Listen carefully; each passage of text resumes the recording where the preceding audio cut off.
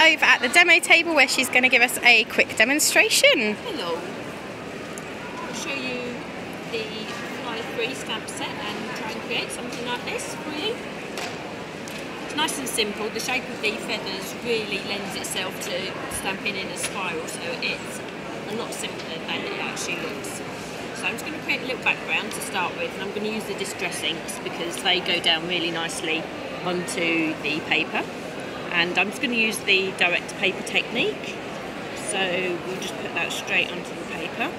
You can use a blending tool to blend this as well, to give a nice smooth background as we've got in this one here. But I just want to add some colour into the background, so we'll add a bit of the green as well, because I'll be stamping in the green, so we'll just keep the colour as we go. And I'm working onto an ink mat here, so it means you'll be able to pick some of the ink up, so we can just use that.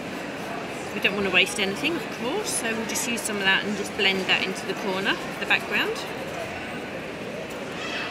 So we've just got a bit of a hint there as we go.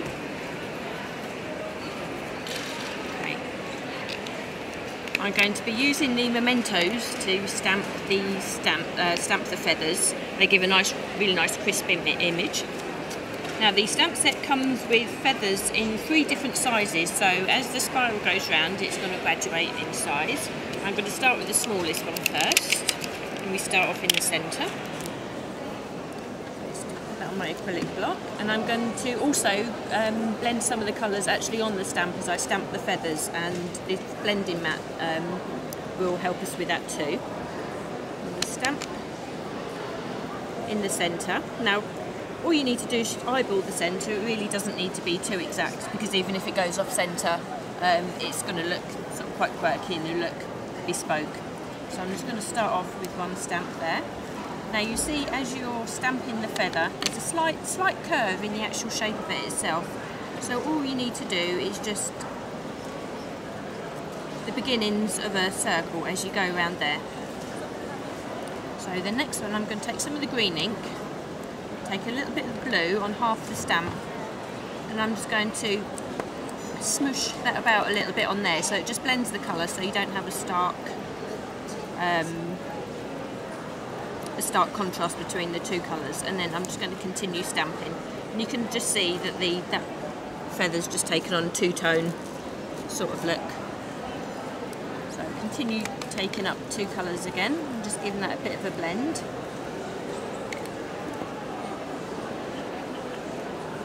Now when you come back round, we don't want to meet the feather that we stamped first off, so just alter the pathway of the feather a little bit as you come round. And just continue spinning the page around.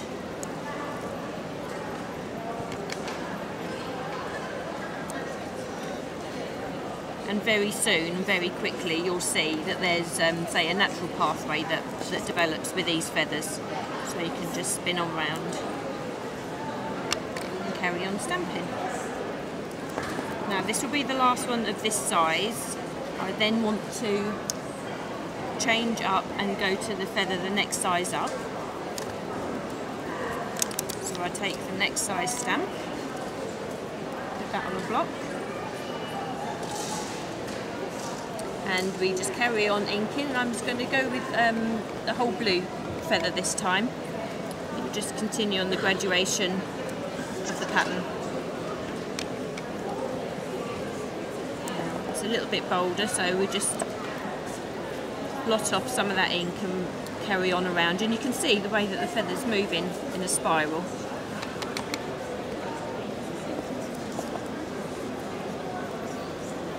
I find it a lot easier to actually move the page around when I'm stamping, as opposed to changing the orientation of the stamp. That way I just keep getting a nice impression of the feather as we go round.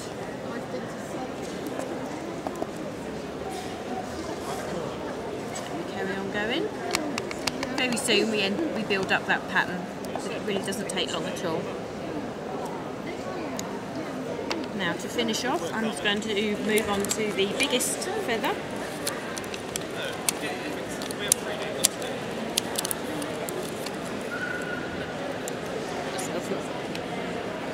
larger stamp block, and we link this up and we'll carry on in the blue.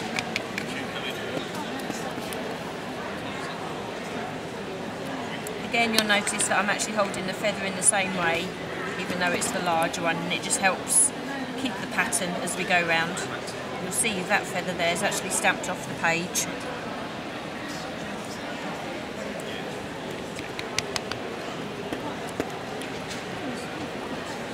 And I think I'll stamp just one more, and then that's the background ready to stamp the sentiment on there.